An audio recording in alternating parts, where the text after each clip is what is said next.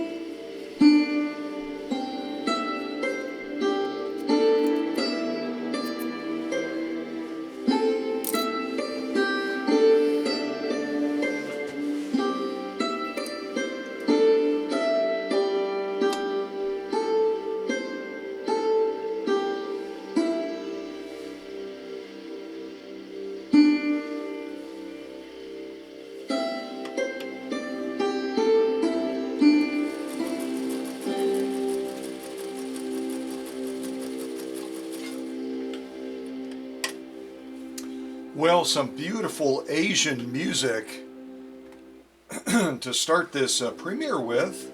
And that music doesn't want to go off.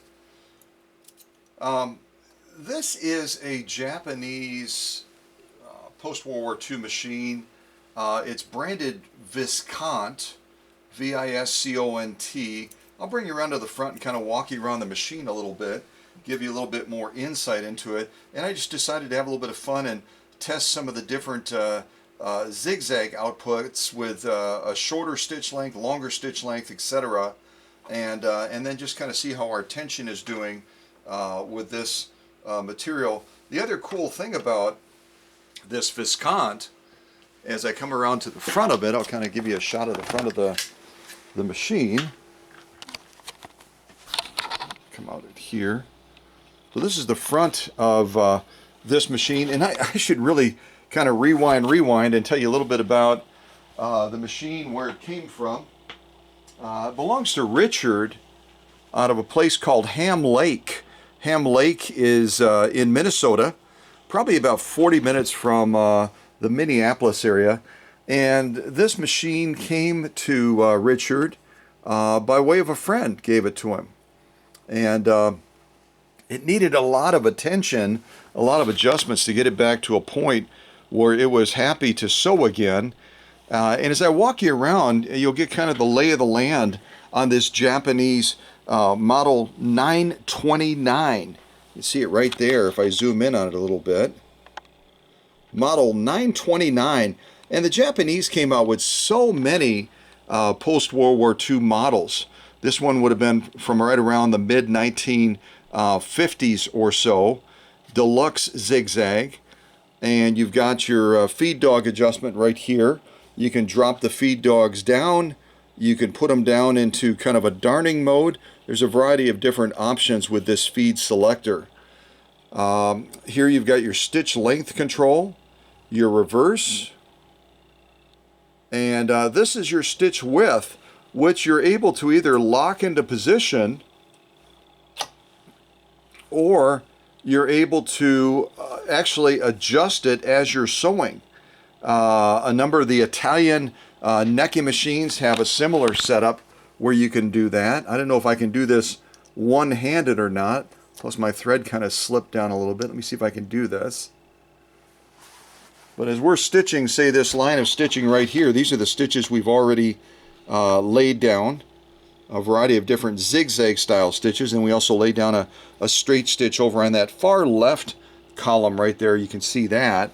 But let's say we want to have a little bit of variety. Variety is the spice of life, right? We can take this adjuster right here, and as we're sewing, I don't know if I can do this, you know, I'll have to kind of steer and do this, but I'll do my best to sew really slow and see if we can do something with this. So we'll start with a straight, because I've got it all the way to the left. Oops, I better bring my take-up arm up.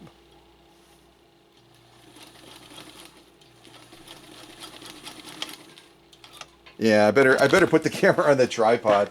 I've got to steer the material a little bit more than I anticipated because the needle is going to be moving it around a little bit as well. Let's zoom in and take a look at this. A little bit further. Okay, I'm going to leave it right about there. I may have to start this stitch line over again. But the cool thing about this is with that stitch width adjuster, I can be sewing down and also move it at the same time. So I get kind of a variety of stitching going down. It takes a little bit of a rhythm to get it just right. I'll see if I can do a little bit better on this second run. But the idea is that you could then develop a varied stitch other than a straight or a zigzag, almost like a offshoot of a decorative stitch. See if I can do it again here. Turn my screen around. Widen that just a little bit.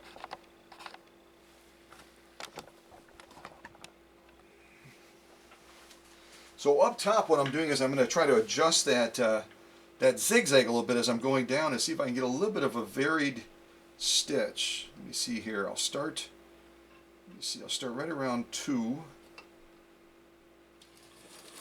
Go to 3, go to 4, go to 5.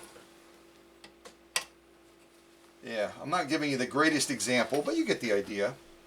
Gives you a little bit of flexibility in executing that that zigzag output. And you can always, what you can always do is you can always decide just to lock it in place so that you don't have to fumble around with it, and then you'll get a more predictable outcome on that zigzag as well. You can see this stitching here as I kind of go across. I got a little bit of dirt on my fingers, which I transferred over to the material now. But you can see on that last row, I kind of started out a little bit narrow, and then I kind of broadened it. I went a little bit wider. I didn't handle it incredibly well, but you get the idea. You can kind of goof around with a little bit and get different outcomes. There's our lock stitch on the back. Really a beautiful output on this. Now, if any of you in the Premiere right now want to guess the motor size on this Japanese machine, it was actually branded Viscount. It's a deluxe zigzag, and it's got a Premier motor on the back of it. Now, these Japanese machines came with a wide variety, and they normally went with a larger motor, at least amperage rating, I think, to try to impress folks and say, look at our machines, they're strong, they're powerful, and which for the most part they are. But when it comes to power, really, it's not just the motor size, it's also how the machine is optimized, isn't it? But some really lovely stitching from this Japanese Viscount, which belongs again to Richard from Ham Lake. And he's looking to apply this machine in different ways for different types of stitching. And we'll be trying to sew a variety of different materials today with this Japanese Viscount as well. And let me finish walking around the machine a little bit. And also show you the threading of it, which I kind of did as we were starting out, didn't I?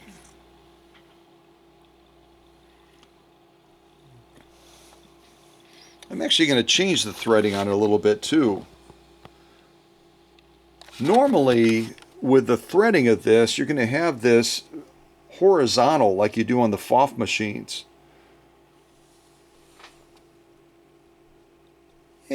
Yeah, I'm going to leave it the way it is because it seems to be threading fine. But when you thread this, you can go one of two ways. You can either come around the back like this, through here, and then back through here down to the tension. Or you can also, let me zoom in a little bit closer, you see what I'm talking about. You can also start from this side, go through, and then come back through. Actually, I'll put this back on the tripod. And we'll see if we can actually rethread that portion of it, because I think I'm going to try it the other way too. Leave it right about there, I think. And you've got 2 spool pins on here, which tells you right away that the machine is capable of dual duty or twin needle type sewing.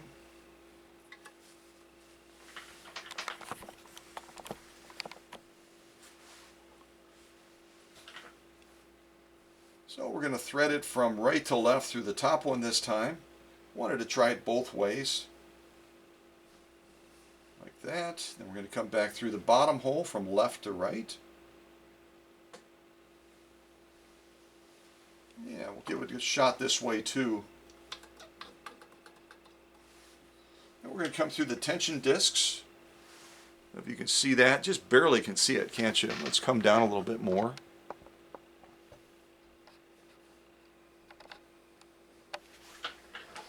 Yeah, we're going to come around the tension discs like this. Then we have to draw that take-up spring all the way up so it's going to saddle that thread into that little notch right there. There we go. You can see that in the shot now. It's kind of saddled over the top of the notch right there. Then we're going to bring it behind this thread guide and then up to this take-up arm, threading that from right to left.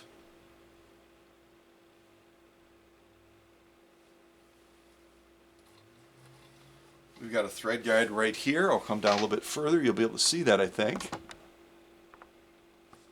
Put my finger on it so I can look at the camera. There we go.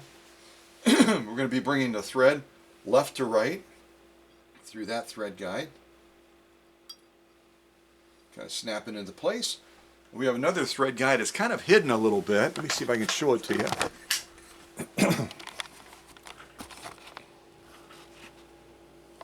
We got a big old thread guide right here. And with this one, we're going to be drawing that thread from right to left behind it, so we get it kind of centered right into that little notch right there. And then finally, we're going to be threading this needle from left to right, as we would on a lot of the Singer machines. And when you're setting the needle on this, make sure you're going to put the flat side of the needle so that it's going to be to the right. And then we'll have the scarf on the right side as well. Okay? All right, let me put this back up on the tripod. It's kind of awkward to thread and hold a camera at the same time.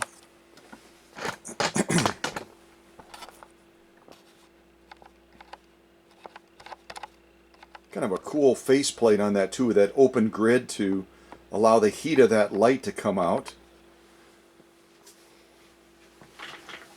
All right. So we're at that final step now of threading the needle from left to right.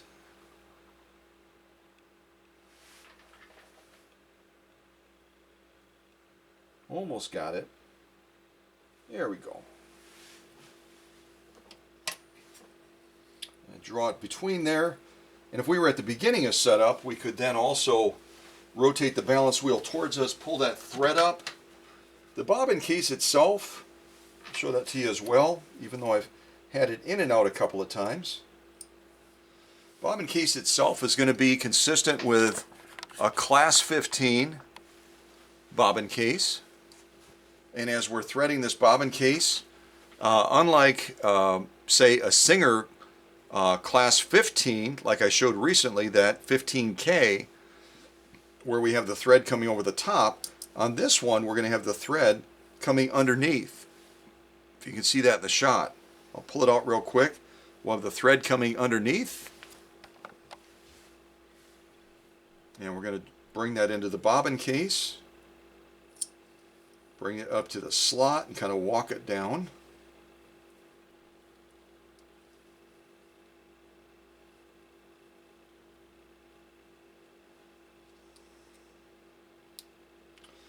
And get that seated all the way underneath there like that.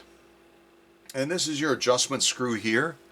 Those of you that are real new to sewing, so you understand the concept of tension, your bobbin case is going to be pulling down to define that top row of stitching, that the top of the material stitching, the top stitching.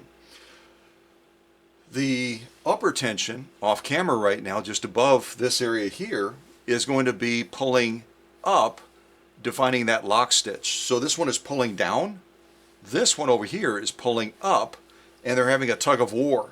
So you've got to get that right balance. Usually you can adjust it and get the right balance by adjusting the upper tension unit.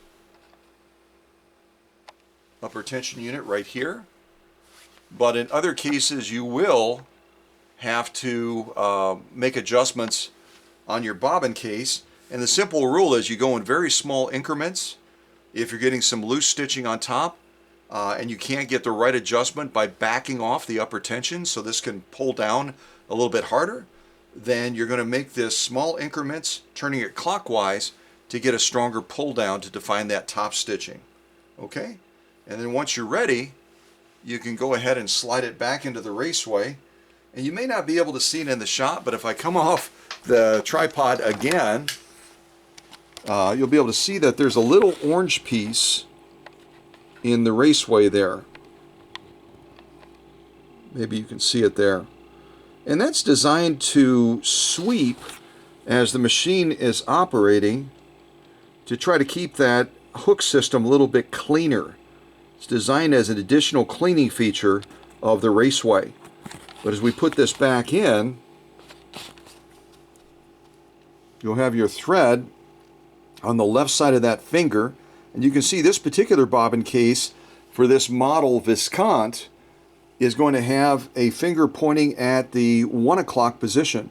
There's other bobbin cases also used in the Class 15 Singer machines, also the Japanese clones, that's going to have that finger pointing at the 11 o'clock position. So if you order a replacement bobbin case, make sure you get that finger pointing at the right spot. Otherwise, you're not going to be able to snap it in to your machine. Get that back in there. I just kind of popped it in. You see it's in position now with that finger pointing at the 1 o'clock position. And now, from this point, which you can't do with a camera easily, I'm going to hold this thread, I'm going to rotate that balance wheel, and then we'll pull that thread back up again.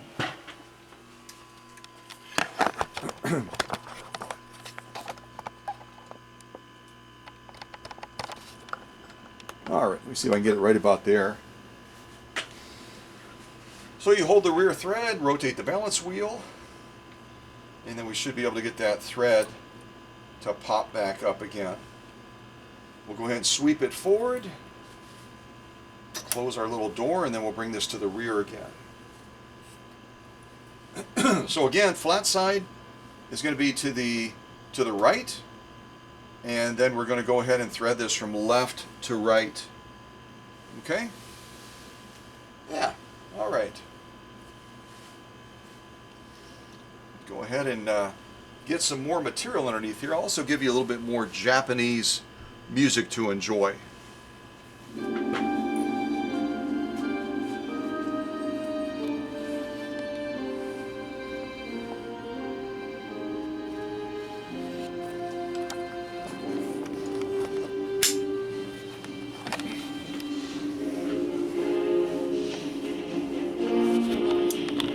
So if I want to get set up to do a zigzag, I can move this little lever right here.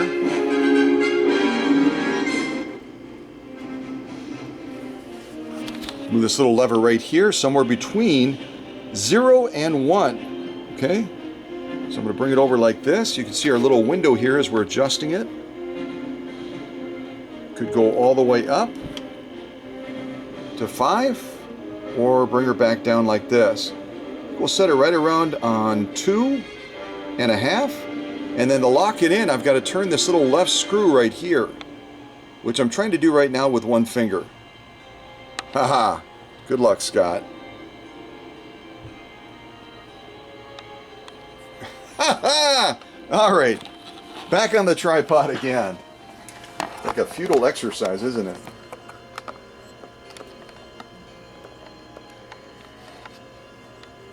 All right, I think that'll give you a clear enough shot, hopefully. So I'll bring this to right around 2.5, and then I'll turn this left screw.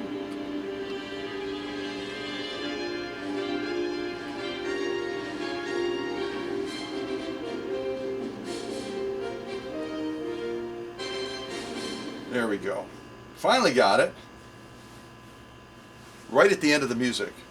So now we should be set right around on 2 for the stitch width, and now we've got to adjust our stitch length down here. And we want to try to make them symmetrical, or at least semi-symmetrical. So if we're right around a 2, we probably want to go down to right around 8 stitches per inch. A little bit of guesswork here, but see how close that gets us to the finish line, right? Take us back down to the needle area. And we'll stitch one more row of zigzag. This time I won't goof around with adjusting it as we're sewing, and that way you'll be able to see the stitch output without manipulation.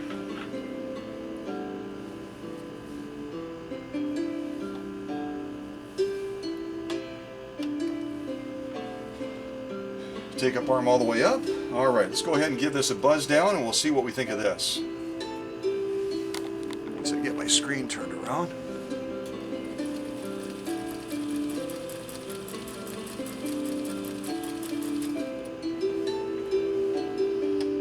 I didn't quite get it symmetrically straight. Got to make it a little bit shorter. Let me try that one more time.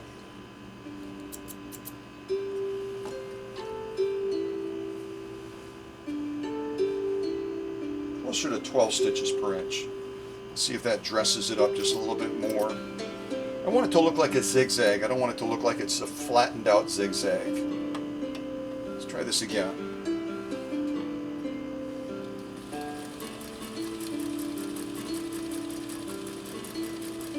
Yeah, that's a little bit better.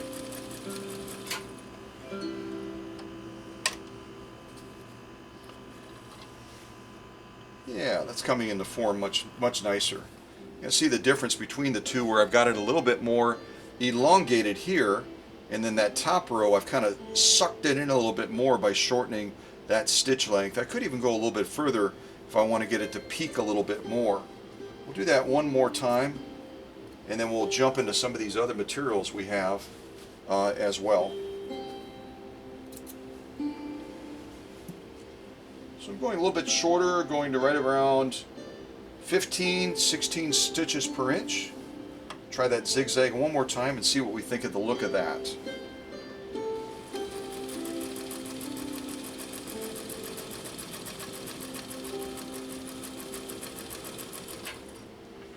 Yeah, I like that better.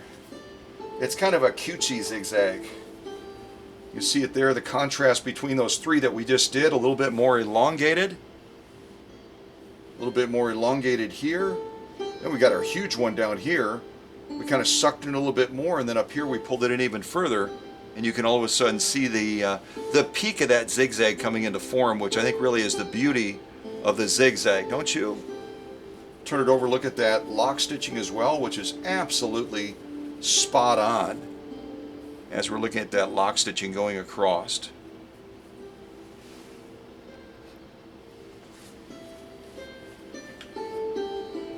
All right, let me clip this, and then we'll zoom in a little bit closer, see if we can look at that closer, or I'll just pull the camera off the tripod again.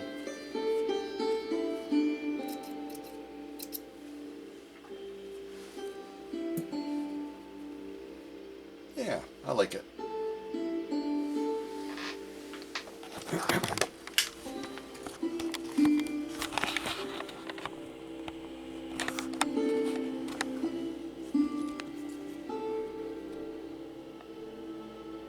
So the three that we just did right there.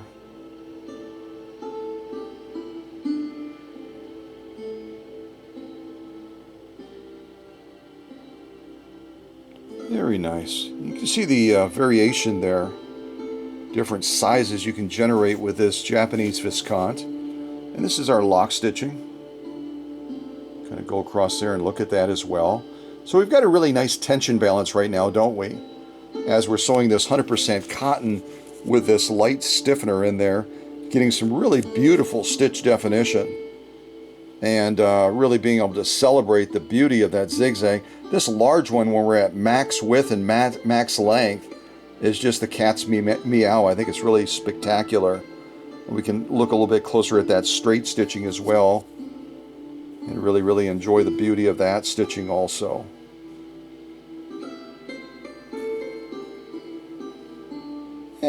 Yeah, very nice. I'll throw this to the side. Let's get into some of these other materials and give these a go. Oh, and I should also get us back to 0, shouldn't I? So I've got to release this one and this one. And then I should be able to get us back to 0 again. You can see that in the little window there. We're back on 0 for straight stitching. Yeah. There's where you can kind of goof around with it, but I'm not very good at that.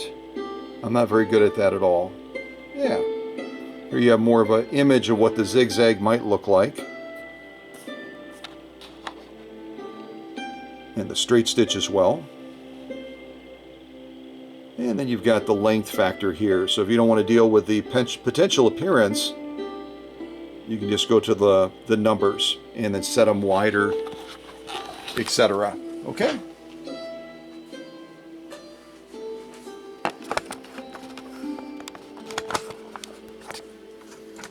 Try to bring this camera over a little bit closer. Alright, so let's jump into a little bit of leather. I didn't test much in the way of leather on this machine. I should talk about the setup, shouldn't I? We're working with our normal Coats & Clark dual duty XP thread. You can kind of see it up there. And our needle is not too hard to guess. It's a Schmetz Universal size 14 needle, which equates to a size 90. And you notice this machine, I kind of came away from it and went back again. When this machine is set on straight stitch, it's going to have a left needle position. A lot of the Japanese machines are simply set up that way. Maybe if I show you from the front, you'll be able to see it even more clearly. But you don't have a needle position option on this machine, which would really drive some people bonkers. Other people would love to have this set left needle position so that they can set their seams a little bit more easily. But that offset can be a little bit frustrating, and there's really no way to get it to a center or a right needle position unless you're zigzagging. The other thing I'll show you real quick is when you open this plate right here, this plate is a stabilization for this plate. These screws are not actually holding this throat plate cover in place. They're simply there to keep it from moving from left to right.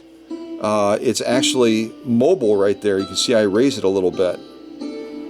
And then this is also holding the lip of it in place. So between this and this is what keeps that throat plate from shifting around in the sewing process. So definitely make sure you have this adjusted over correctly. Make sure you have this underneath the edge of that little set screw, and then you'll have stable sewing, okay? Inside of here we've got a threading diagram, which is kind of nice. I don't want to open it too far because it's going to mess up our threading through the two thread guides adjacent to the faceplate. That's kind of a nice little help as well. It was nice when the manufacturers give those extra little helps to their sewists so they don't have to go back to an owner's manual.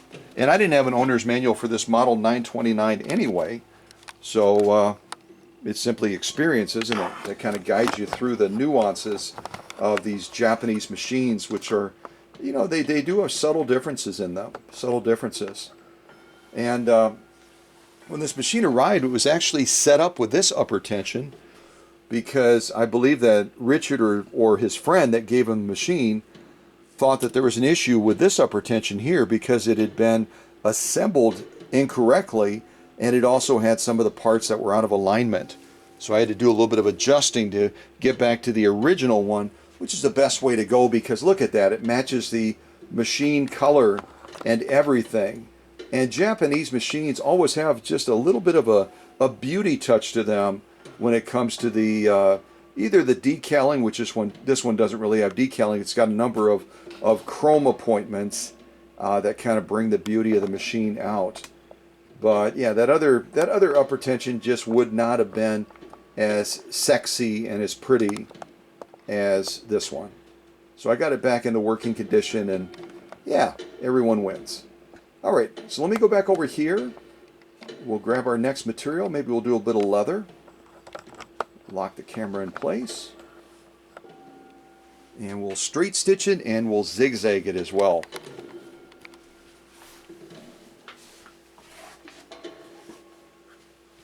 "100% cowhide." We'll start with that. Do a straight stitch going down. I'm going to make that stitch about as long as we can get it.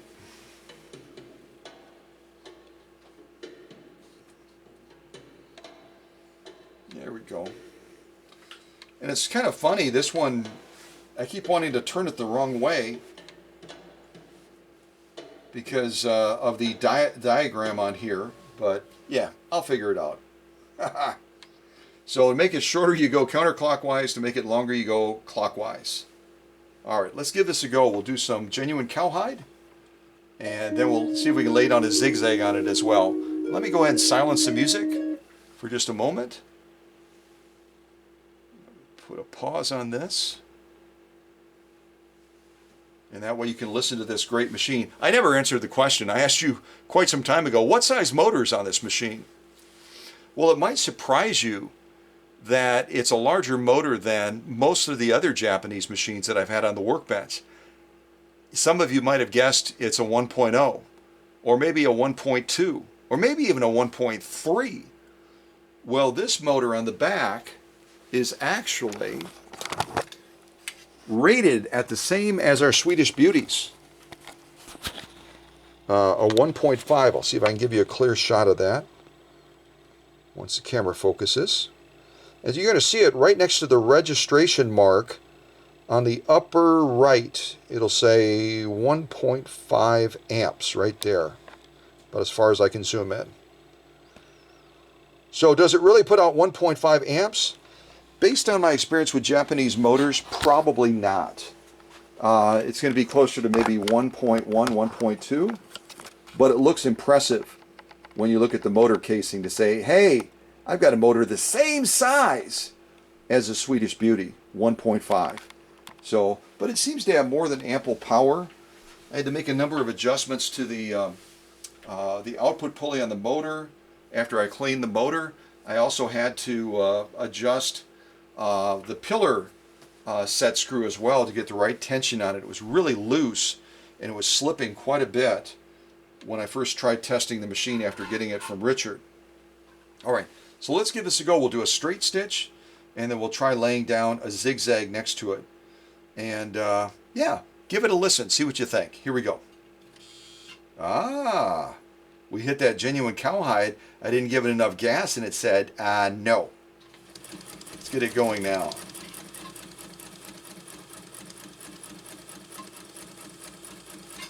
All right, take a look at this stitching in just a moment. I'm going to lay down a zigzag next to it. I'm also going to peek real quick at our tension. See how our tension's looking. Looks pretty good. Again, we could always do better off using a leather needle, but I love my Schmetz universal needles. Most of you know that. Size 90-14. Actually, as a result of our channel here and my promotion of it, the 90-14 is the most popular needle by Schmetz for household type sewing. They sell more of those than any of the other needles, probably more than all the other needles combined. So that's kind of cool. All right, so let's try doing a zigzag. We'll try doing a couple of different zigzags on this genuine cowhide. I'm going to adjust our stitch width again. I'm just going to come off real quick and show you what I'm going to do. I won't try doing it because it's awkward to do it while you're holding onto the camera. But I'm going to see if I can adjust this by turning it a little bit to the right and adjust this somewhere like around a 3. And then I'll have to also adjust our stitch length to try to bring it in so that it's balanced, right? I'll bring that up to a 3. And then what I have to do again is I have to turn that left knob to lock it into place. Otherwise, it's going to pop back to 0 again. There's a little spring inside that pulls it back into position, most of the time anyway. This design does have a little bit of a catch to it, so sometimes it sticks just a little bit. All right, so let me go over here. Show you those adjustments as best as I can. Okay, so I think instead we're going to go up to about a 3, so I'll bring this up to about 3, and I'll lock this in place. And then just turn this little left set screw and it kind of locks it in there. Then we have to adjust this a little bit because right now it's going to be a little bit long. We're going to take it down to probably about 10. So I'm turning it counterclockwise, and there's a little red marker right here. You won't be able to see it probably, but I'm moving it down to 10. It's going to go from right around 6 all the way down to 32, at least according to this. 32 stitches per inch. Not sure if we can actually go that small, but that's what the Japanese are claiming on this Viscount model. Alright, so let's try this zigzag now on this genuine cowhide. I'll come in a little bit closer so you can see that stitching getting laid down. Yeah, right about there is pretty good. And this time I'll try to give it a little bit more gas with the hope that we will be able to get through the leather without me giving it a hand start. Here we go. All right, let's give it a go.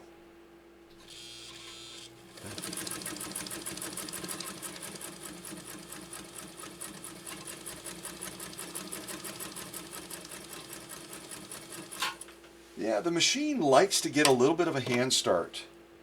I found that out as well when I was testing it initially.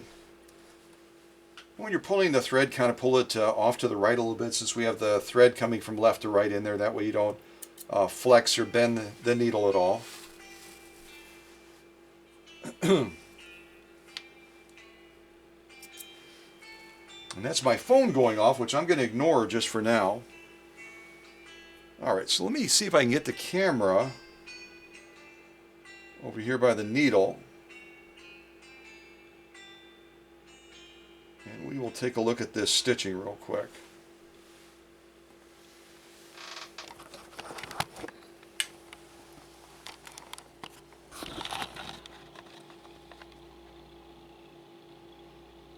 Waiting for the camera to focus. You have to draw it up here. Get it away from that bright light. So as we're going across, this is 100% cowhide. Zoom in a little bit more. Beautiful, beautiful stitching. You'll notice it tipped up a little bit on the right side, and that's a product of probably I was rushing a little bit to get the needle in there, and I didn't line up the needle absolutely straight with the eye of the needle from left to right. So sometimes it will kind of offset that stitch just in a minor way. Look at it like this. It's absolutely gorgeous, gorgeous stitching.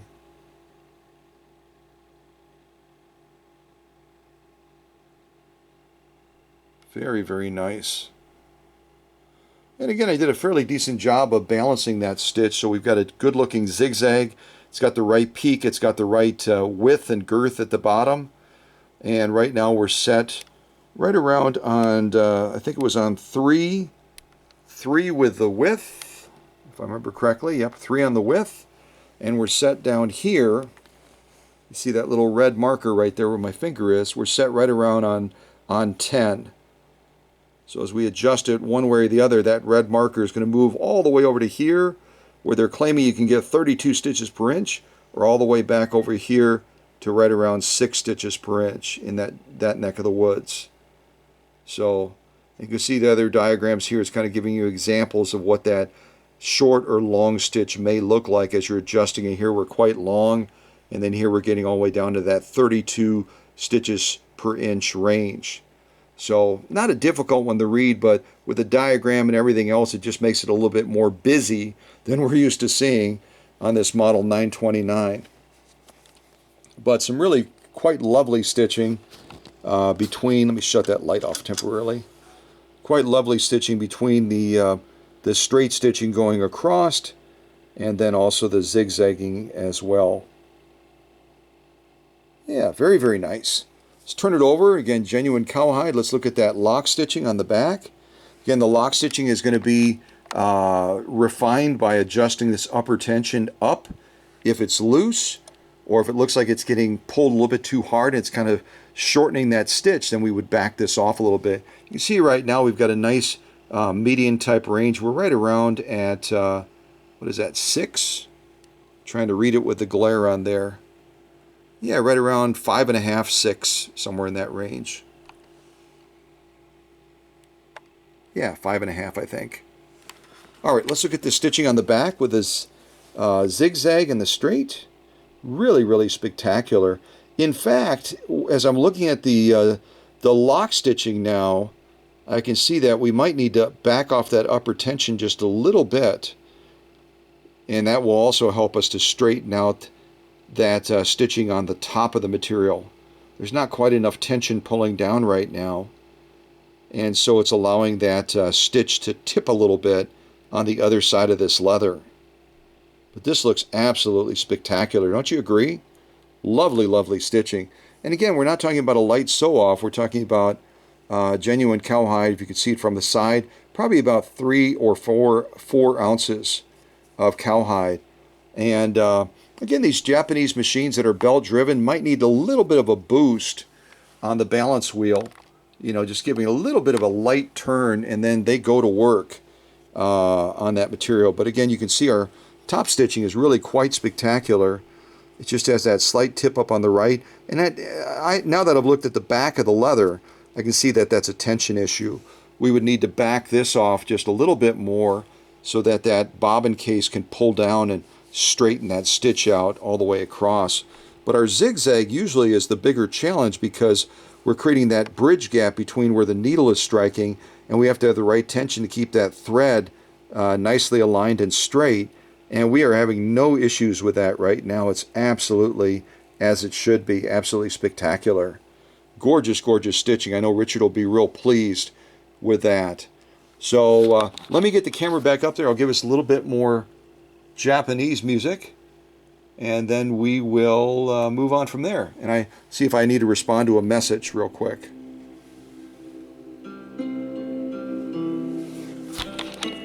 Yeah, beautiful stitching. 100% cotton. If you joined us a little bit late, 100% cotton. And here I was goofing around with adjusting this manually. So again, we're just going to loosen this up, and then that goes back down to 0 again. So now we're going to be straight stitching with that left needle offset that the Japanese love to do on their machines. Yeah.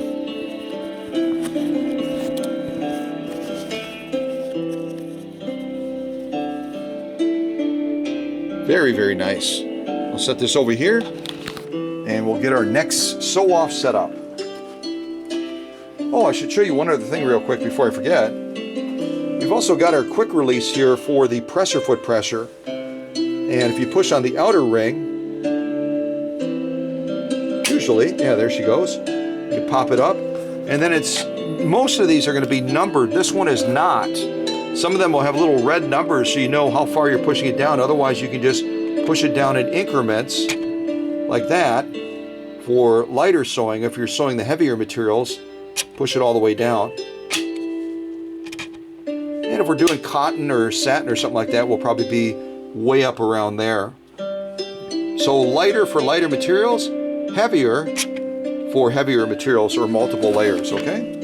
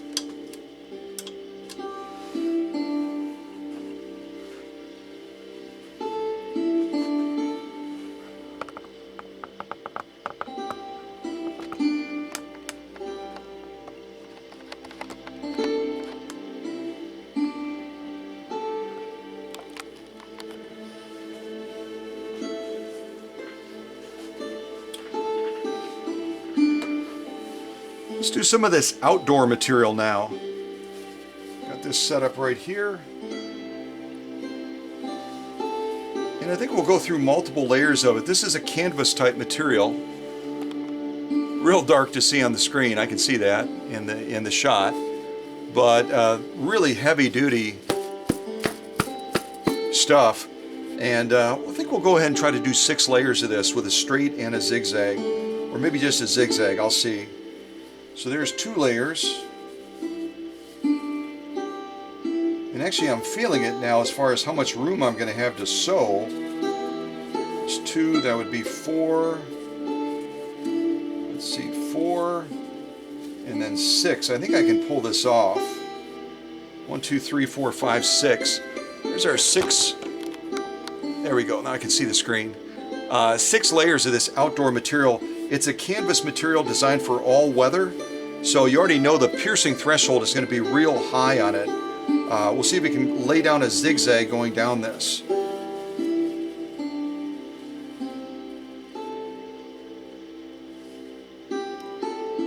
And this Japanese machine does not have a hyperextension, so whatever we have underneath the presser foot is what we have to work with. And I think we'll lay down a zigzag right down the middle of these 6 layers. And I'll set it right about at a 3.5, I think. So that stitch length will have to be, let's see, it's going to be a little bit longer. I'm going to back this off to about 8. So 3.5 on stitch width, and right around 8 on stitch length. All right, let's give this a go. See what we think.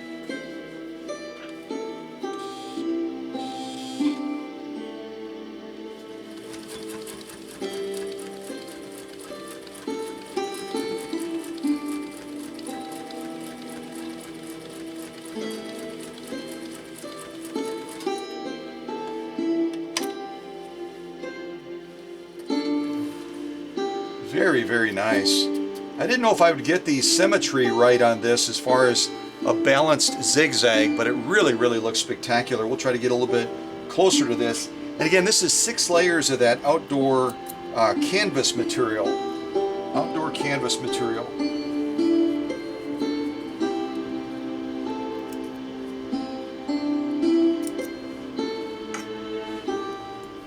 Let me pause our music real quick. Yeah, very, very nice. Come off the tripod and we'll look at this a little bit closer.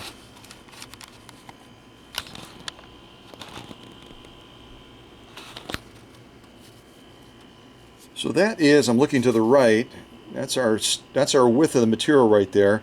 I would guess it's probably about 3 or 4 millimeters at least. It's really, really heavy grade stuff. Again, a canvas type material for outdoor applications. All weather. And look at the symmetry and the beauty of that zigzag going across, going through a very, very tricky material. So you can see right now we've got our tension balanced right, where that bobbin case is able to pull down nicely and give us a gorgeous, gorgeous zigzag type stitch. Absolutely gorgeous. And again, you look at the thickness. that's not a light sew off, folks, at all. We'll turn it this way. You kind of look at it from the side, and then we'll look at that lock stitching on the back, which is absolutely, are you kidding me, gorgeous. I love the white against the black. Really quite lovely. Overall, I did a pretty good job of getting that symmetry. So we've got a really, really gorgeous looking zigzag stitch as well to work with. So while these Japanese machines, certain of them might need a little bit of a boost to get launching so that you don't spin that belt on the side. Once they get going, they just are serious workhorses in plowing through that material as thick as this is with no trouble at all. So beautiful, beautiful stitching on this outdoor canvas material. 6 layers. Wow. Beautiful. So far, if you just joined us, we've done these 6 layers of this outdoor material. We did this 100% cowhide, and we also goofed around on this 100% cotton with a light stiffener in there, doing these different stitches here, showing the variation of the zigzag, and then also a straight stitch way at the top here. But again, some of these varied ones where you see straight stitching and then a zigzag, that's where I was adjusting this manually, trying to you know, like on the necky machines, trying to create my own little stitch, which I didn't do so great at. So again, I'm going to loosen that. You see our knob goes back to 0, and now we're back in the straight stitch mode again. And if you have the dexterity to do it, you could certainly manually hold this on 2 if you're doing a zigzag and your material will stay straight, or 3 or 4 or 5. But it's a lot easier just to use that left position to lock it into place, and that way you are able to have your hands free to guide the material, etc. Yeah, okay. So beautiful stitching. I'll move this off to the side, and we will, yeah, launch through some more materials now.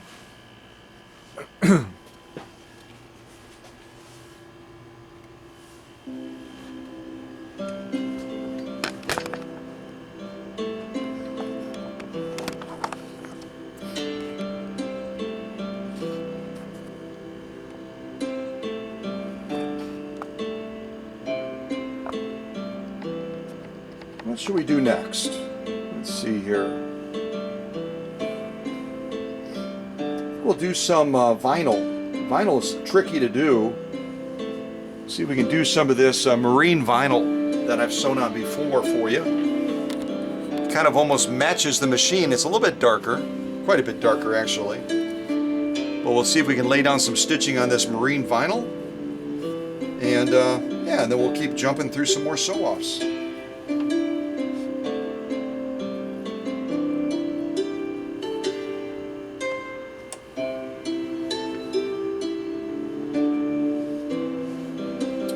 We'll start with a straight stitch, and I'll set it a little bit longer, not to its maximum length, a little bit longer, about 7 stitches per inch, according to our dial over here. And then we'll try laying down a zigzag next to it. All right. We'll see if we can get through this without a hand start. Keep my hands down here. Give it a little bit more gas this time, and hopefully we can launch without the assist of the balance wheel.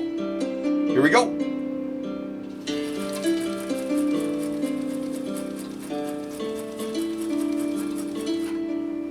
Yeah, very, very nice. Let me check the, oh yeah, really, really, very, very lovely tension balance as well. Probably a little bit more upper tension. I'm going to adjust it just a little bit here, up to about 6. We're at 5.5, and now we're going to do a zigzag on this as well, and then we'll look at that stitching together.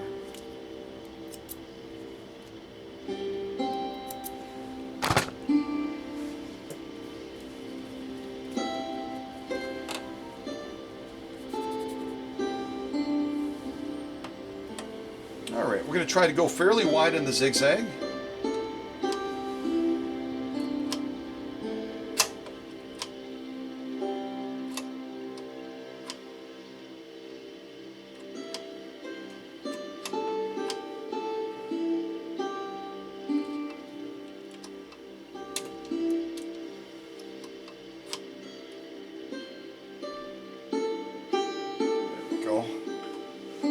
These little set things to hold the stitch width, there's sometimes a little bit of hit and miss on them. They're a little bit of hit and miss. So we'll try to get them set as best as we can.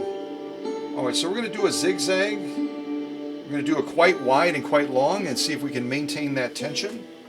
And then we'll kind of bring it down to size a little bit more, okay?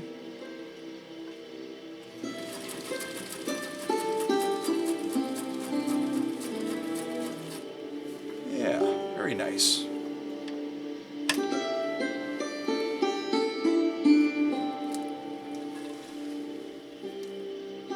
Yeah, we've got some really good balance right now on that tension. I think we found the sweet spot.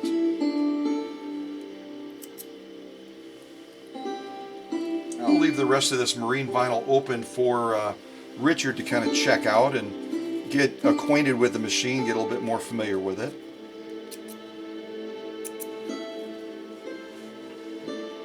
Let's come off the tripod now. We'll take a look at this stitching. Straight stitching, And then also the zigzag, quite wide zigzag that we just laid down. Get it away from that light so we can see it a little bit more easily.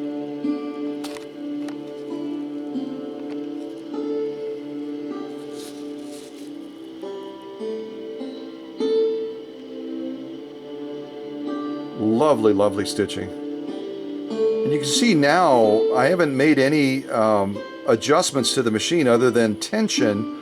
And you can see as we adjust tension and we move between materials, that straight stitch that was tipped up a little bit on the right when we were on the cotton, all of a sudden has straightened out very beautifully, hasn't it? Because we have that sweet spot as far as that tension in that bobbin case, being able to pull down fully and keep that stitch nicely aligned. Also a beautiful, beautiful zigzag as well. We'll turn it this way, maybe we can see it even better.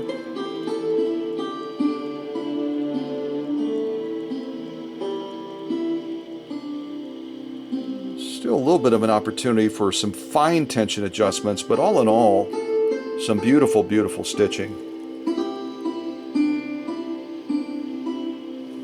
Let's turn it over and look at that lock stitching. And here you can see where that straight stitch is a little bit loose. So that tells us that our upper tension, we backed it off a little bit. We may have to bump it up if we're going to be sewing marine vinyl a lot to get that stitching a little bit more taut. We would have to look at adjusting that upper tension up to straighten that out a little bit more. It really is a test of wits as you move between different materials to try to get that sweet balance going all the way across the material. All in all, really quite good for sewing 2 layers of marine vinyl, but we can always make it better, right? We can always make it better. That again is our lock stitching right there. So just keep an eye on things as you're sewing a wider field of materials. You may have to make those fine adjustments on your tension to get stitching this absolute gorgeous. And this absolute gorgeous as well, where you might just need a little bit of fine tuning to tighten it up. But our zigzag going through marine vinyl, I almost expected to see a looseness down here, but that 9014 Schmetz universal needle did a spectacular job of pulling it into form very, very nicely. We're not seeing any disformity or deformity or anything like that. It looks really, really quite lovely. Just a little bit of an adjustment on that straight stitch and we would be bang on. So some really, really good looking top stitching. Overall, some really good looking lock stitching, but we'd have to make a little bit of a tension adjustment if we were going to be sewing this continuously. So yeah, I'm very pleased. We'll add this to our pile over here, and let's move on to our next material. Using this Japanese Viscount machine from the 1950s.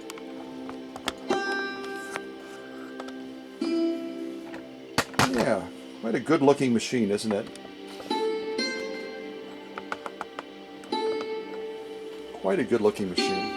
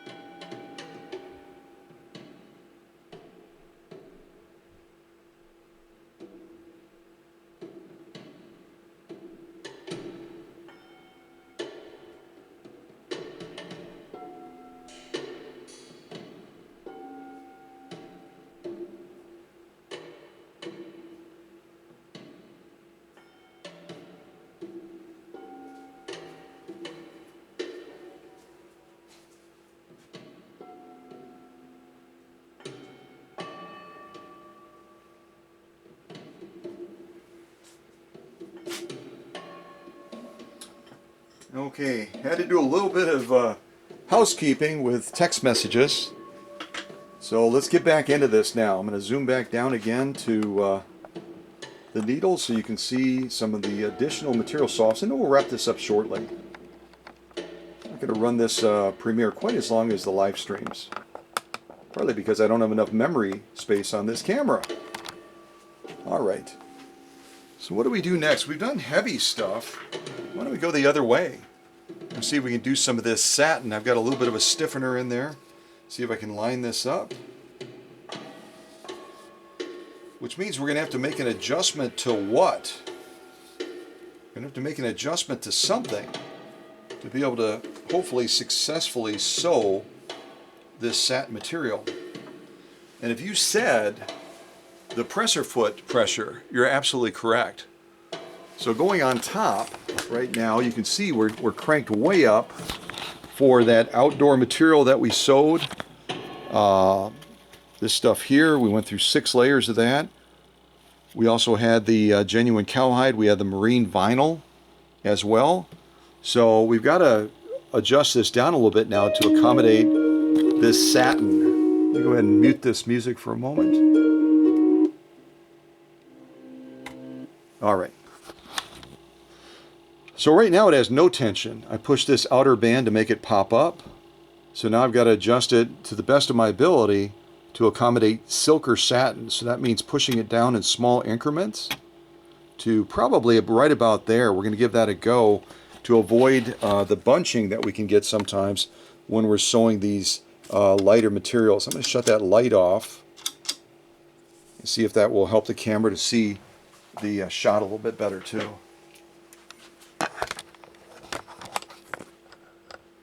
Let me zoom in on this.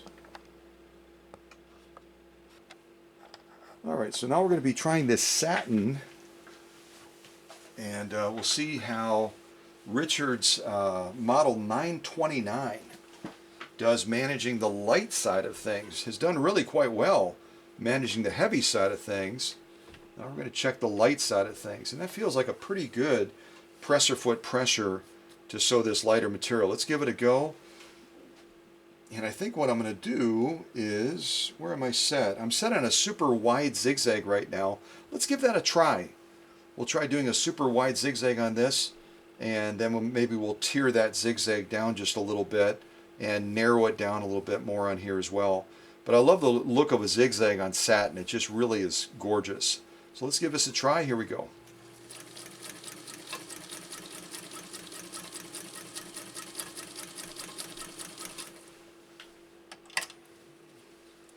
Boy, you can sure see those holes from that 9014 in this delicate satin. And it looks like I have a little bit of a residual of oil that got on this satin.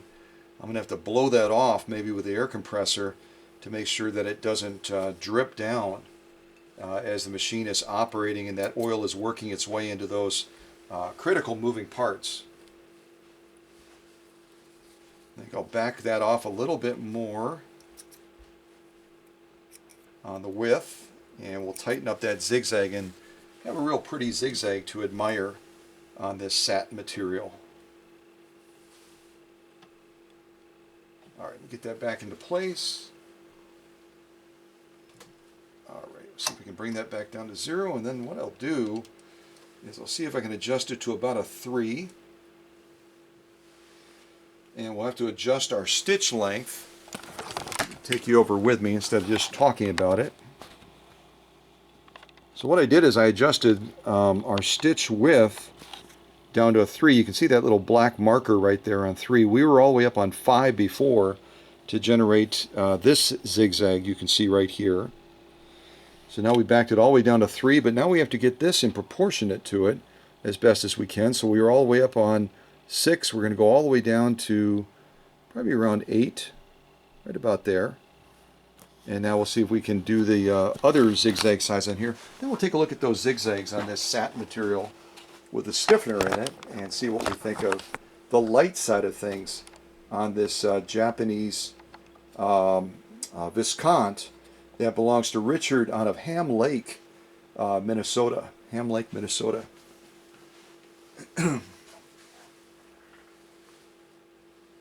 Going to check our tension again real quick before we stitch along. Looks like we're pretty well balanced.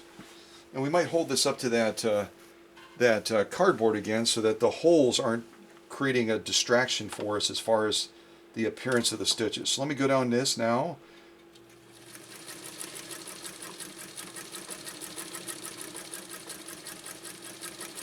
What a beautiful running machine. It's so quiet. It just executes the stitching. And it looks like as I'm looking at this stitching, I could have made it a little bit shorter to make it more symmetrical, but we'll leave it the way it is for right now. It's that intimacy factor with a machine. You're used to the machine. You get to know the nuances of it, the personality of that machine, and you know exactly how you want to set it to get a certain outcome. I only spend relatively a brief amount of time with these machines, so it makes it a little bit more challenging sometimes to absolutely nail it the first time around. And I usually do. Get pretty close. All right, so let's take a look at these. We'll put this cardboard backing on here so it's a little bit easier for us to see the stitching, hopefully. Set this kind of up here. I think that'll help. Take this off the tripod. And then we'll bring this up a little bit. I'll get try to get the right angle on this so you can see it. It's our top stitching. Get my big old thumb out of the way. I don't know what you're seeing, but I'm seeing some absolutely gorgeous zigzagging. And now that I'm looking at that bottom row, it is symmetrical. It's actually quite nice. And it looks like maybe in a couple areas a subtle tension adjustment where we could have a little bit more pull down factor on that bobbin case to define that top stitching. But all in all, really, really quite spot on. And again, we're dealing with a very thin material. There's not a lot of room for that knot. And so we have to kind of get it balanced as best as we can. Let me kind of go like this now. See if I can show it to you vertically. That's kind of a fun way to look at stitching sometimes, isn't it?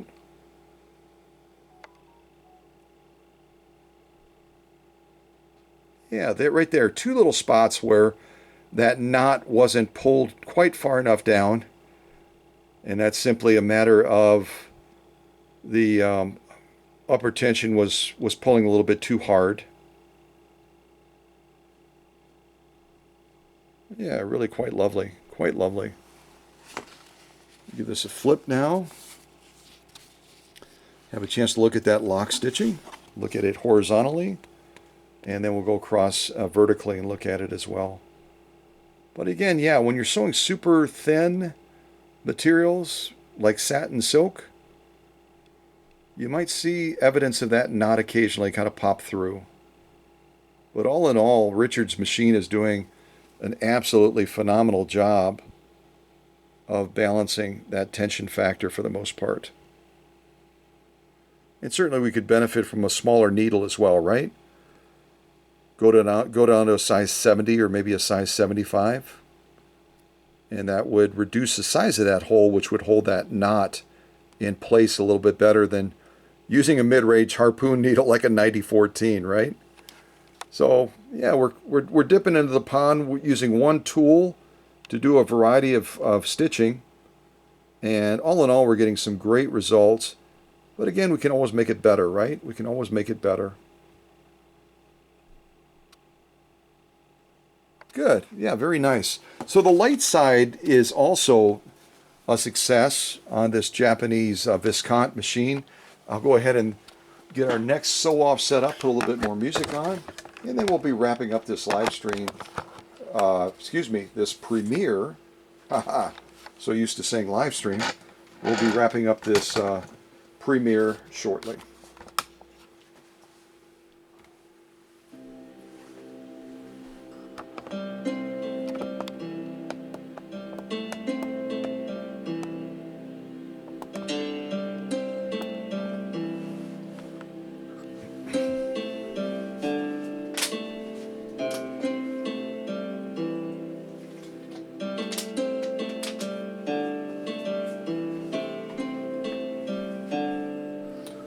Let's move over to some denim now. We'll do some denim.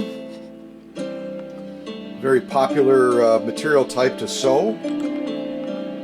And I would suspect that Richard will be sewing denim at some point. So we'll try that out now. We'll do some straight stitching on it and some zigzagging as well.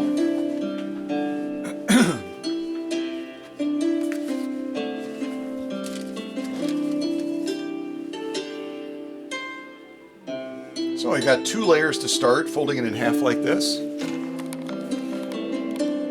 Yeah. 2 layers. And I think we'll stick with 4 layers. We certainly could go higher, but that's going to be really, really narrow. I probably could pull it off. Give it a try. So we got 2 layers. I cut this a little bit smaller today. 4 layers. And ultimately 6 layers. That's some thick denim right there. We'll see if we can lay down maybe a zigzag going down it. That would be fun, wouldn't it? Get this into position. Assuming we've got the clearance. I don't know if we'll have the clearance with this Viscount. Looks like we're barely going to make it. Just barely going to get it in. I think that might be a little bit on the snug side, and if you're not getting good feed, it's going to distort the stitching. So we're going to go with 4 layers. The machine could handle 6, but I cut this a little bit too short. It's going to make it a little bit too thick to get good feed over the feed dogs underneath the presser foot. So let me get that into position. I'll get that presser foot back down. Now I need to remember to make something as far as an adjustment, don't I? Look at our presser foot pressure right now to accommodate that satin. We've got to go and bump that up quite a bit now, don't we? Yeah, right about there is good. We got a little bit more room, but I think with 4 layers of denim we'll be fine on that.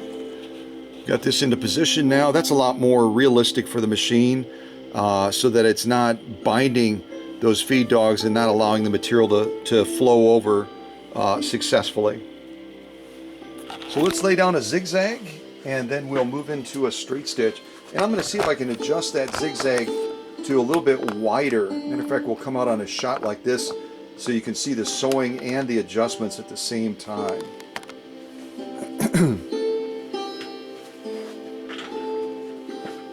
All right, so I'm going to release it first of all. Kind of release that left so that that can go back to 0. And then we're going to see if we can bump this up to about, maybe it won't go all the way to 5, we'll go to like 4.5, huh? Kind of lock that in place. And then we've got to adjust this back up closer to probably, let's see, that's 6, probably like around 7 is where I've got the stitch length right now. So let's try doing this denim.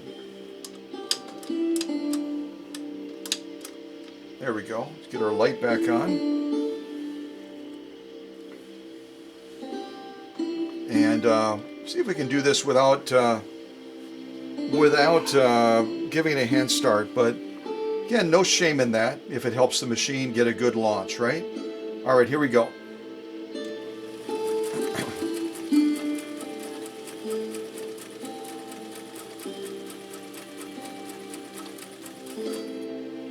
Good feed systems on these Japanese machines as well. Some really good feed. As long as you don't encroach it too much with too thick of a material, because this one again does not have that hyperextension on the presser foot lever. Yeah, some beautiful stitching through these 4 layers of denim. Let me see if I can throw down a straight stitch on it as well. And then we'll take a look at these stitches. So I'm going to go ahead and release this, take us back down to 0. Yeah, let's see. We'll go to around 7 stitches per inch and see how that looks. The other thing I haven't done is I haven't gone to the extreme opposite and laid down straight stitching that would be much more small. So let's go down to about 10 or 12. Actually, if I adjust this, I might have room for both. Move that over a little bit.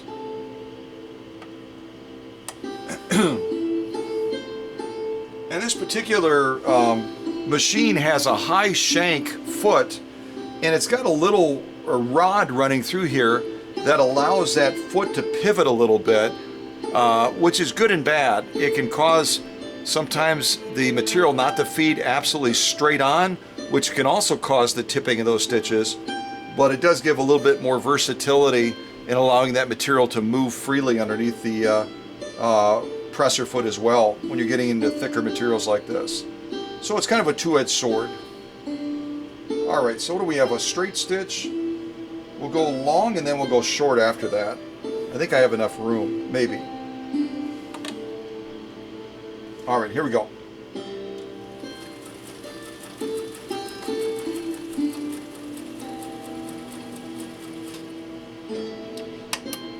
I almost sewed over the zigzag. I had it so far. I always forget about that left needle offset on these Japanese machines, and so I'll move the material way to the left so that we get a nice tight thing. I just almost caught the edge of that zigzag. Thankfully I didn't. Real close. Alright, now we're going to shorten that stitch up considerably and see what we think of that.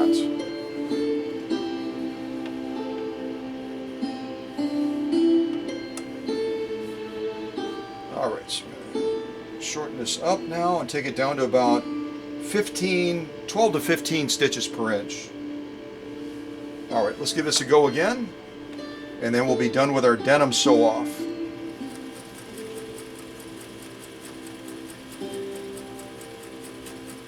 I'll try to get real close to that needle so you can see it in action.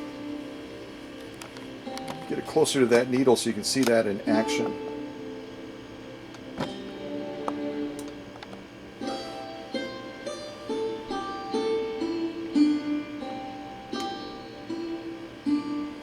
There we go.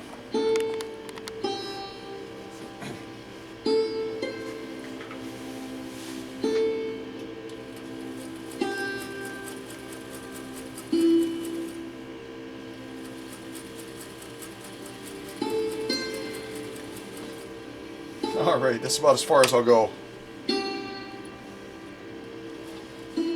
Yeah, I think I'm closer to the 15 mark on that stitching. Closer to the 15 mark.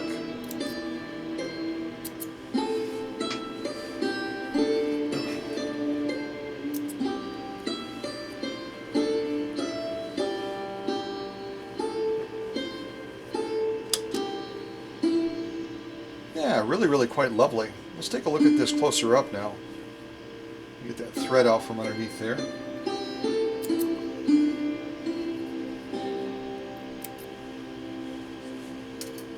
Okay, top stitching first and then lock stitching.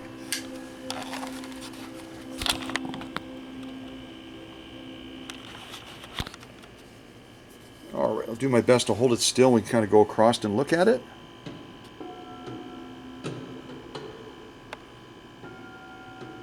Really quite lovely. And again, this is 4 layers of heavy grade denim.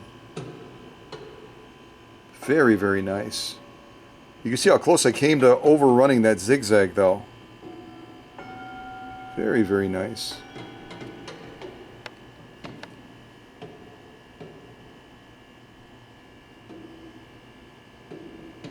Good looking stitching. Very nice.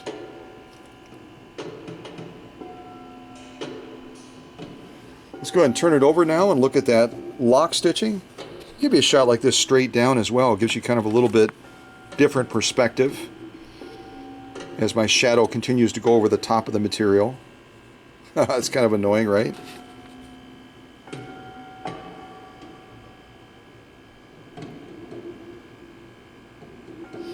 Yeah, I think I was closer to 15 stitches per inch.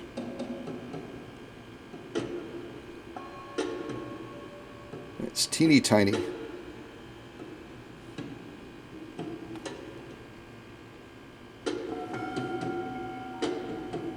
Alright, let's look at that lock stitching.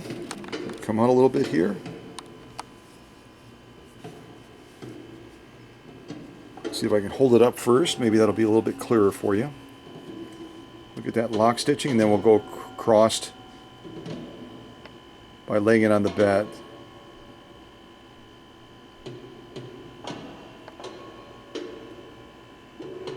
Yeah, very nice stitching. And again, I'm seeing a little bit of an evidence that we might need, if we're going to be sewing a bunch of denim like this, 4 to 6 layers, we might want to be bumping up that upper tension just a little bit.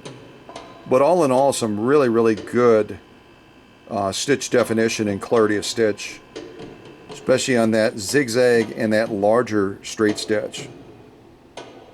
Very, very nice. Turn it like this as well, so we can kind of look at it that way.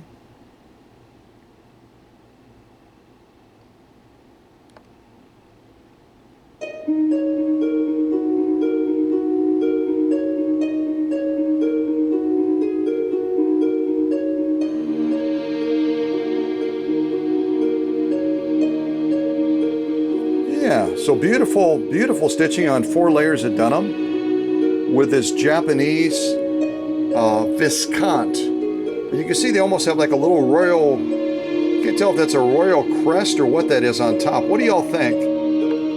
Is that a royal mark? Kind of giving it a royal look, or is it something else? Maybe it's a chair. I have no idea. Yeah, quite lovely. Quite lovely. All right, so I'm going to throw that in our pile over there, and we'll wrap up pretty quick here. I haven't sewn paper in a while, so we're going to do a little bit of paper sewing on this Japanese Viscount.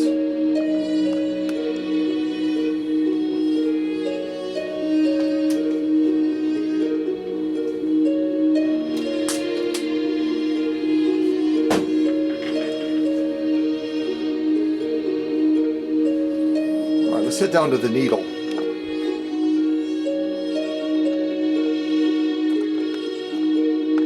About there, I think it's a good distance.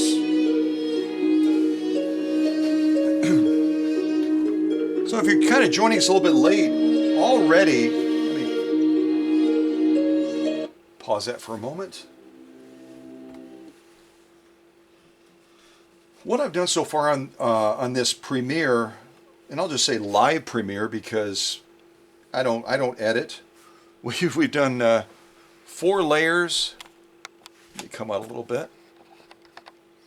We've done 4 layers of denim. You can kind of see it right there. We've done 100% cotton with a stiffener. We did all kinds of goofing around there with adjusting that stitch width while we were sewing. One of the neat features of this Japanese Viscount. We also sewed on the light side this satin material. We did some 100% genuine cowhide. We did some marine vinyl. And we also did, was it 6 layers, I believe, of this outdoor canvas material as well. So already during this live premiere, if you will, we've done all of this, which most people would consider that's more than enough to show that the machine is ready. But we're going to push it a little bit further. Push this Viscount just a little bit further. And I think what we'll focus on now is this really cool 100% polyester ribbon material. You can see my finger behind it. It's translucent, right? See if we can buzz down that and lay down a zigzag on this type of material, 100% polyester. So I've got to adjust us back now to, there we go, way out. Haha, way out. Got to adjust us back now to a zigzag. See if we can lay down a nice wide zigzag on there.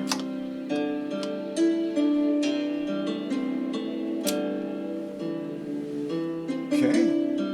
And we'll see if we can also go extra long on here as well, so we can really see that zigzag clearly on this 100% polyester.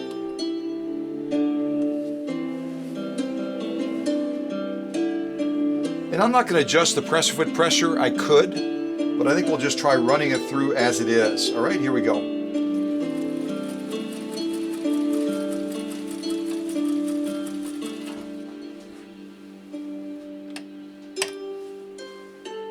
Very, very nice. Very, very nice. Absolutely spectacular. Now let's reduce that zigzag. Let's reduce that zigzag a little bit, and then we'll look at the stitching.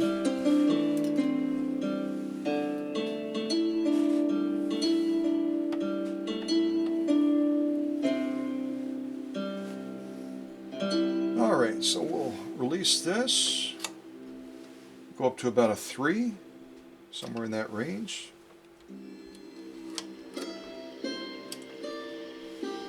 And we'll reduce this a little bit to 8. Let's try doing this next one. And let's try zooming in now. Oh, wrong way.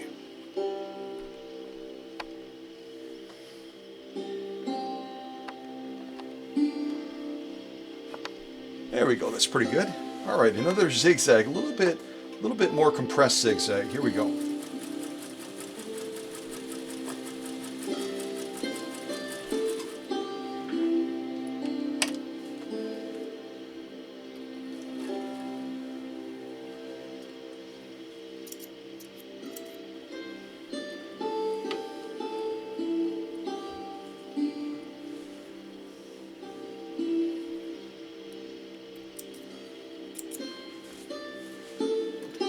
Okay, one more row I think we'll do. And this one we're going to really pull that zigzag in quite a bit. Almost make it look like a mending stitch.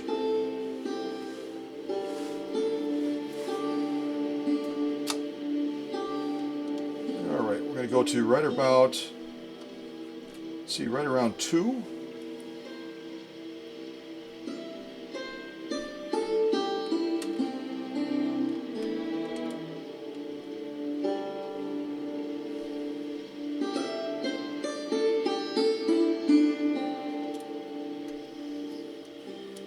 I've got my left boundary set, it's not holding it. There we go. Okay, so we're right around 2 now.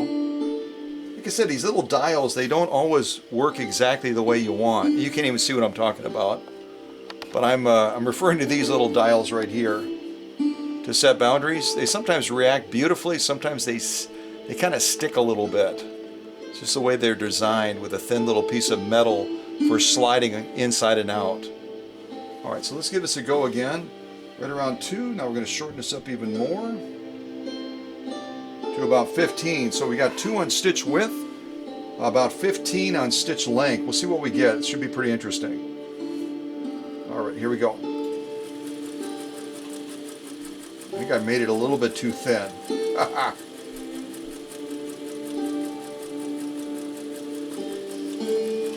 All right, stop right there. Yeah, that's interesting looking. We'll look at all these now so you can check them out.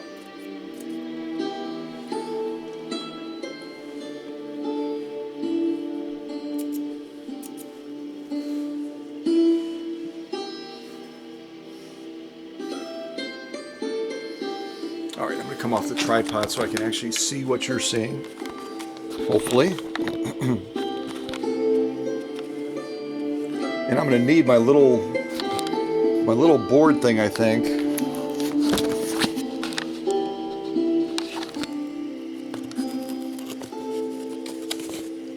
To get rid of that glare off of this, yeah, I need that board thing behind it, that little box, so I can get rid of that glare from the sheen of the the sheen of the 100% polyester.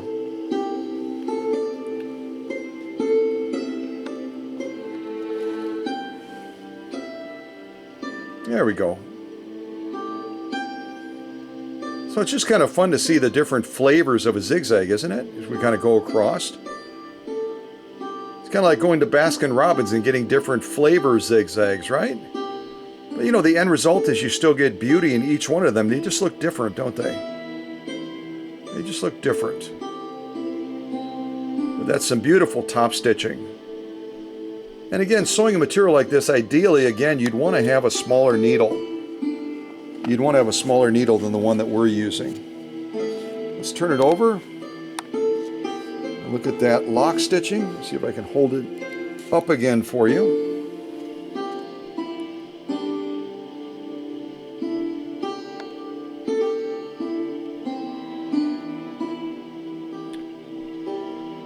So as thin as this stuff is, we were able to get a real nice balance on tension with this, the way we're set right now. Really, really beautiful balance between the lock stitching that you're looking at and the top stitching that you've already seen on the other side of this 100% polyester. Yeah, really, really spectacular. So I'm impressed. I don't know about you, but I'm impressed with this Viscount. It's been able to handle all of these materials beautifully, from the heaviest of heavy duty with this outdoor material to marine vinyl and leather and satin and denim and cotton and everything else. Just a wide variety of success with all of those material types. So what do we have left? We've got a little bit of this 100% polyester made to look like fleece. We've got some Italian leather. We've got paper. I think we'll go ahead and save the paper until last. Let's go ahead and do a little bit of Italian leather. See if we can pull off 2 layers of this Italian leather. And I think we'll save this fleece for another day, this fake fleece material. And we'll just end with this paper material right after this. So 2 sew-offs left. And then we're going to wrap up this premiere on this great machine that belongs to Richard out of Ham Lake. Yeah, let's zoom in a little bit closer.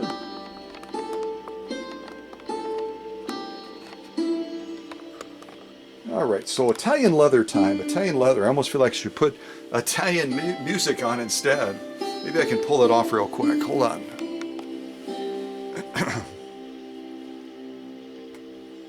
Let's see. Italian.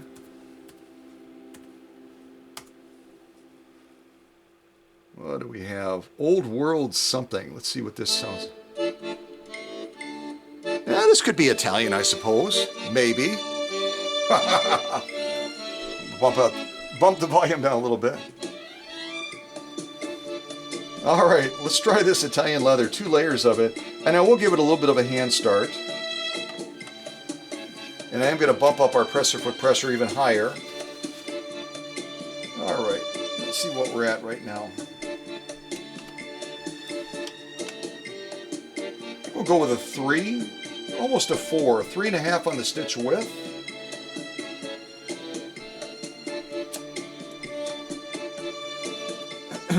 I'm almost at 4 on the stitch width. And then I'm going to go ahead and adjust our our stitch length. I'll adjust it back down a little bit to right around 7.5. So let's see how this Japanese Viscount does with this Italian leather. We're going through 2 layers of it. Figured might as well just go for the max right away, right? All right, here we go.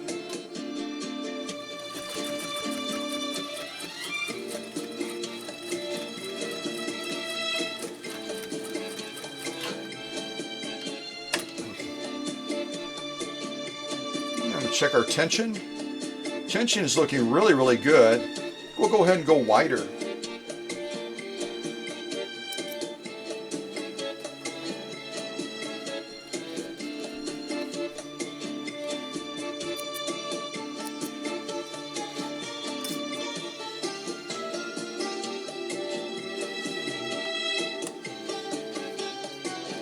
All right, let's go wider now.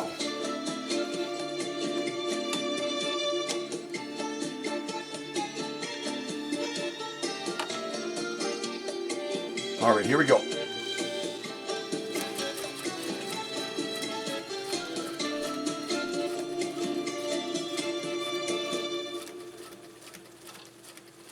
You could hear the end run of that machine running just absolutely whisper quiet to that Italian music. Apparently this Japanese Viscount is a fan of Italian music. Yeah. A little bit of Italian music never hurts anybody, does it? All right, clip this thread on the back, and I think we'll lay down just a quick little straight stitch next to these 2 zigzags, and then we'll take a look at it. Again, we're going through 2 layers of Italian leather, and we're talking thickness probably about 8 ounces of leather, approximately. Yeah. Let's do a straight stitch on this, and then we'll consider our leather sew-off complete. All right, here we go.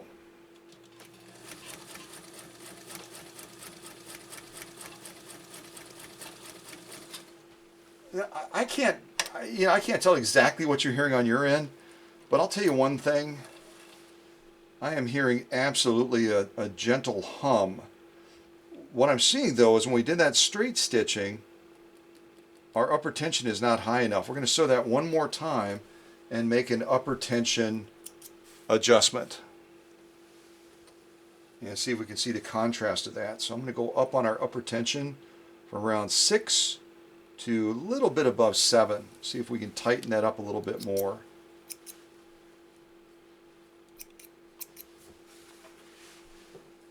Beautiful top stitching, but that lock stitching was a little bit lacking. Let's try this last sew off and we'll see how that stitching tightens up now, hopefully on the bottom. All right, here we go.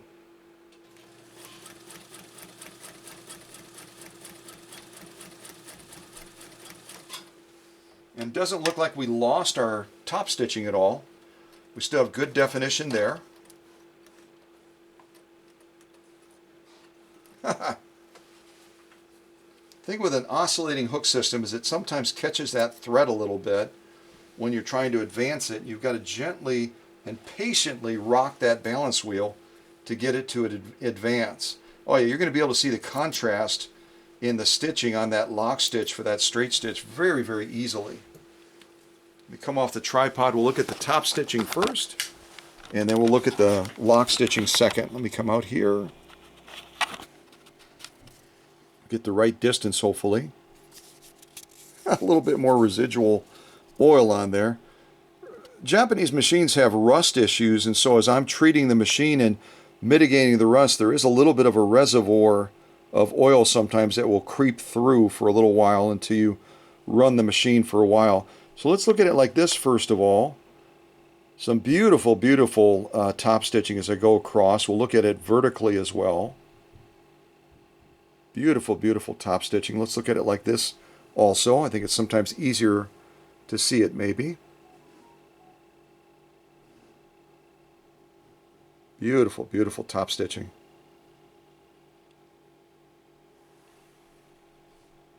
Yeah, really quite lovely. Let's turn it over now and look at the lock stitching. And I really want you to look at the 2 stitch rows that we did so you can appreciate. The top one is the second one we did, where we bumped up that upper tension enough to accommodate these 2 layers of Italian leather and really reined in that stitch quality.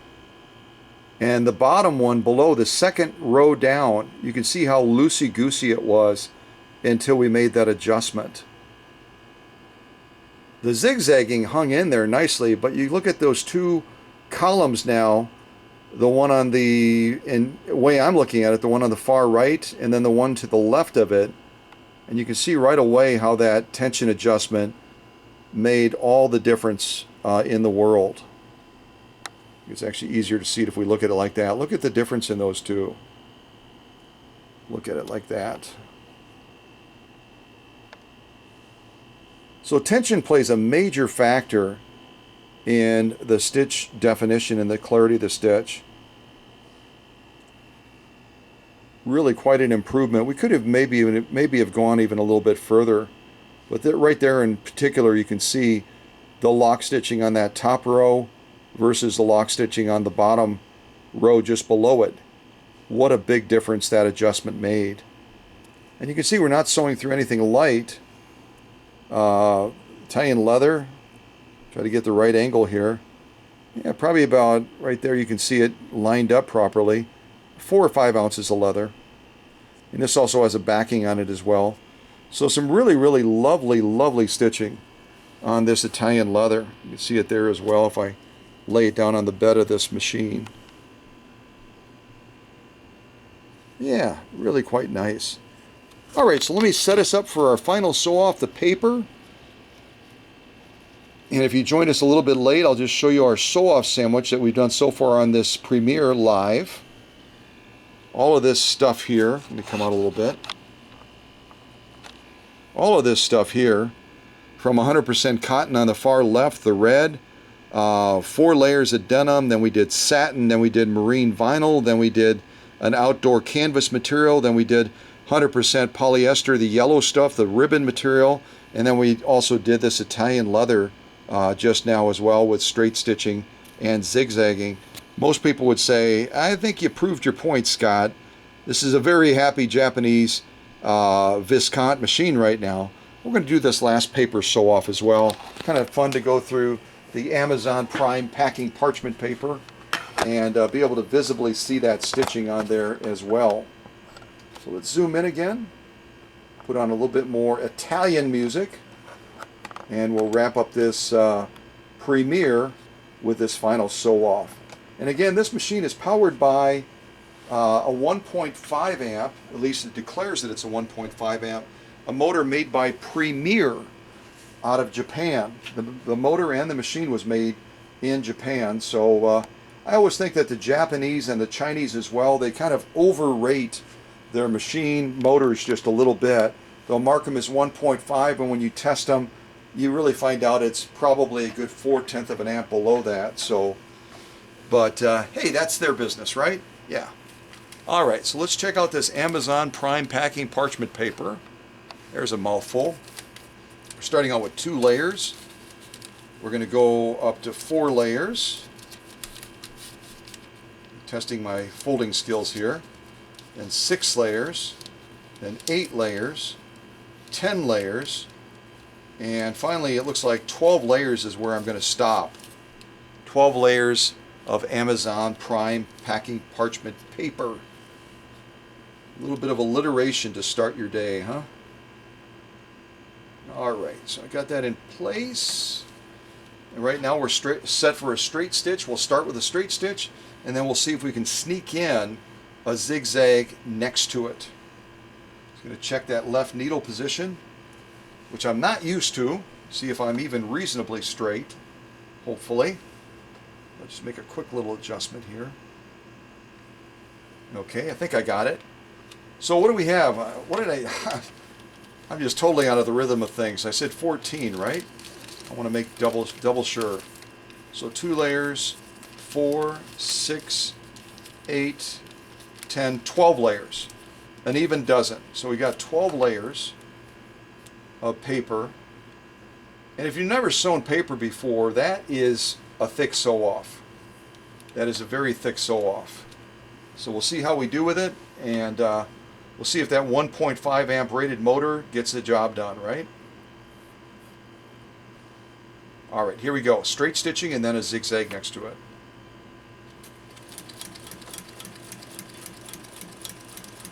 Nice and slow. Okay, so we got our straight stitching done.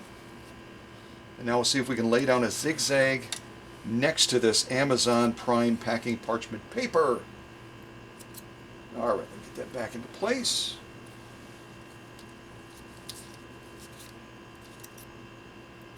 All right, so now I need to set us up for a zigzag again. And I've shown this to you several times, but I'll show it to you one more time. Now we've got our presser foot back down on that Amazon Prime parchment paper again. And you can already see, you might be able to see, maybe not. We got some absolutely gorgeous, gorgeous straight stitching there. Just absolutely gorgeous. All the way down.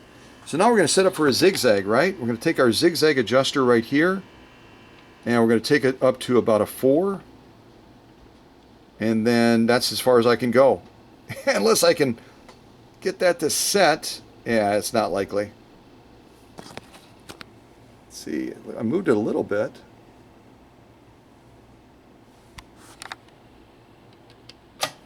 Nope, I didn't. I'll go back on the tripod and set it properly. You can't do it with a finger, you really have to do it with 2 fingers. So, all right, go to there again.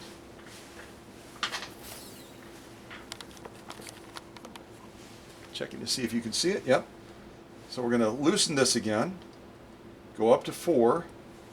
Tighten it down. Oops, still didn't catch it. There we go. You heard a little slip. That's the actual bracing point that holds that in position. So I got it the second time. You have to kind of listen sometimes. And while you're holding it, kind of loosen it again, you'll hear a little click, and then tighten it up again, and that should hold it in place very nicely. And then we're looking at our stitch length over here, which I have on the maximum right now. I'm going to leave it right there. Maybe I'll adjust it down just a hair. Just a hair. All right, let's give this a go. Final sew off, 12 layers of Amazon Prime packing parchment paper. Zoom in on this so you can see the stitches getting laid down. What beautiful stitching we've got there, don't we? Quite spectacular. Quite spectacular. All right, and I won't play any music right now. I'll let you listen to this machine run. Really runs quite quiet for a belt-driven oscillating hook system. Again, there's always that little camp of people that say oscillating hooks are so loud. Give it a listen yourself and see what you think. I think it's quite whisper quiet. All right, here we go. Final sew off, 12 layers of Amazon Prime packing parchment paper. Here we go.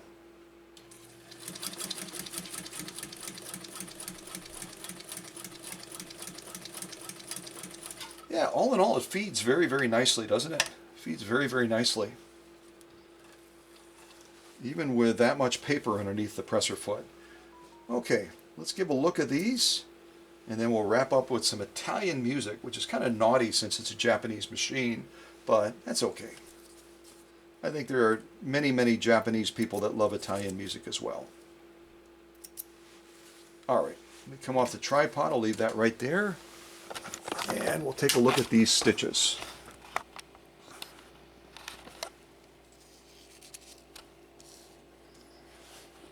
Okay, see if I can zoom in on them. We'll look at them like this on the bed of the machine. Wow. Wow. No wonder I love sewing paper. It really just pops the stitches, doesn't it, beautifully? It just does such a wonderful job of popping the stitches, both on the zigzag and also on the straight stitching as well. And 12 layers of Amazon packing parchment paper, not a light sew off at all. Boy, those are gorgeous, aren't they? Absolutely amazing. Let's turn this over and look at the other side. See how our lock stitch maintained. Get back over here again.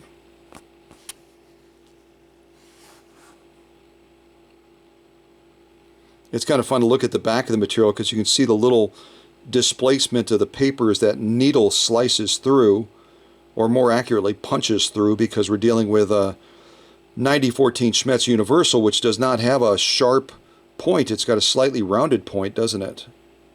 So it's still, with the power of that Japanese motor, it's still working its way through that and causing that little dimple of paper coming out as the needle passes through. Quite lovely. Wow. Wow. Amazing. So on this premiere, we're ending sewing this Amazon Prime packing parchment paper, which is absolutely drop dead gorgeous stitching. You can see that hopefully in the shot. I like the top better. It's prettier. It doesn't have that little tuft sticking out like that, but it's still gorgeous stitching. And then prior to that, I'll just kind of show you on the bed of the machine here. We did this Italian leather as well. Got some beautiful results with that. Maybe over here I'll get, yeah, a little bit less glare. Kind of use my head to block the glaring on there. We did this 100% polyester ribbon material, and beautiful results. Let's do this. Beautiful results on that as well. Put that ribbon material there, the Italian leather there, 2 layers of Italian leather, and then our 12 layers of Amazon Prime parchment paper right there. Yeah, there you can see it now. I have to get closer to block out the glare of the LED lights.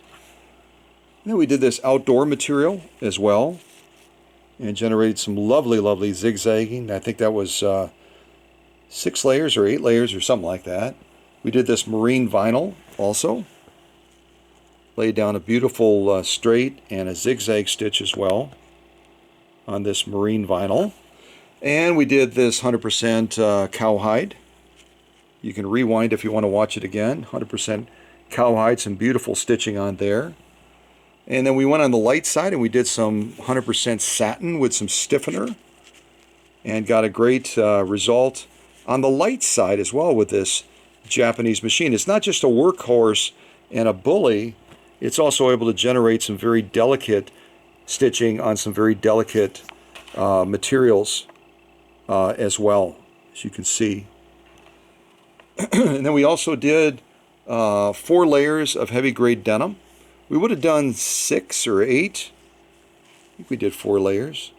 1, 2, 3. Yeah, looks like 4. We went thicker, but the presser foot clearance on this high shank Japanese machine is a little bit restrictive. And so we went as far as we could go while still getting adequate material feed. So far, that's our sew-off sandwich right there. And then we also did, kind of balance it over there. We also did 100% cotton starting out, and I kind of goofed around with this adjuster here, going back and forth manually to show you that you could change the stitching midstream, go from a straight to a zigzag, back to a straight again. You can see right there on that little row of stitching. I was straight stitching, and then I adjusted it to a zigzag, and then I went back to straight stitching again. So it just gives you a chance to kind of creatively make your own stitching up a little bit. So this, on this premiere that we did live, sort of, kind of, there's our sew-off sandwich. Yeah, so we're done. Let's set this back over here. And I want to thank the leadership team for taking care of the family. And all those that had a chance to join as well for this Italian fest with this great Japanese Viscount machine that belongs to Richard from Ham Lake. So, yeah, see ya.